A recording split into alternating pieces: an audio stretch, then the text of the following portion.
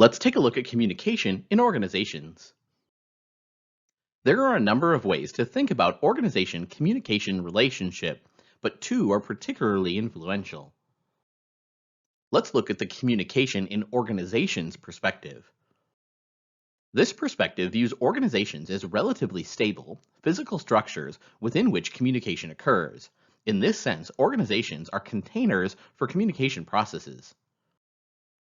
In many respects, this has been the dominant model of organizational communication for much of the history of the field.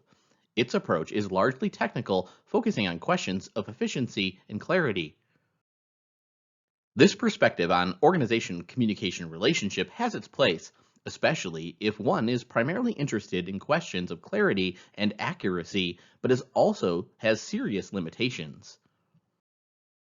First, by treating communications simply as information transmission processes within an established structure, it tends to downplay the significance of communication. Communication becomes one variable among many. Second, it overlooks the complexity of the communication process. The reality is that communication is not just a means of transferring information, rather, it's the process through which we create meaning. Third, we have a sense of who we are, our connections to others, and our place in the world because we're communicating beings. Finally, this information transmission view of communication is a problem because it tends to treat organizations as a given.